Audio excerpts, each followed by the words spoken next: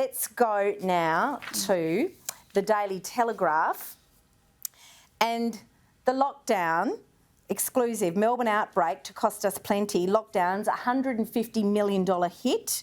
Melbourne's latest COVID-19 outbreak and lockdown could cost New South Wales up to $150 million in lost revenue over the long weekend, and this is an estimate from the Tourism and Transport Forum. It comes as a COVID-positive couple that you alluded to off the top, Lisa, escaped Melbourne through New South Wales. Now, they've left financial devastation in their wake. You're living this. Tell us more. I was watching this break yesterday as news came through. And look, I actually had an interstate trip planned for business for next week, and I've cancelled that now because if you're going to look at the two states that could potentially throw you into lockdown, apart from Victoria, you've got your state, so you've got McGowan in WA, and then I've got Palaszczuk here in Queensland. So if I'm going to leave Queensland, and there's a very good chance that heading into WA, I could then find myself in quarantine or vice versa, I decided to stay here. And I think there's a lot of people here in Queensland who are very nervous at the moment. Look, we saw people lined up today waiting 3-4 hours just to be tested. And as we said before, they travelled across 3 states.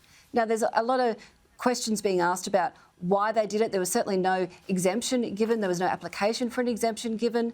There was talk that potentially he was relocating for a job. But at the end of the day, seriously, Victoria was in lockdown. What on earth were they thinking? And if you follow Twitter, one of the recurring comments on there is, what is it with Bunnings? Every time we have one of these outbreaks, these people, it's Bunnings. And then this woman went through almost every major shopping centre, sort of south of Maroochydore on the Sunshine Coast. You've had McDonald's, the exposure points are, the list just keeps growing and growing. So we were lucky today. It's only her husband at this point that's also been tested as another positive case. But over the next few days, I think it's an anxious time up here waiting to see what will happen.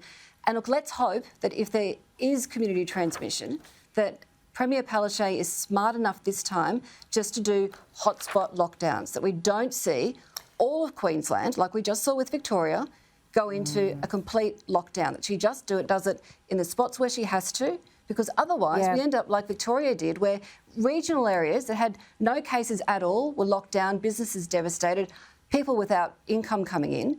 And in Queensland, it would be regional areas, North Queensland, which is already still paying the price from previous lockdowns. It's just crazy and infuriating. And we'll get on to what's happened to John Williamson too, who was in regional Victoria, where, as you rightly point out, no COVID cases.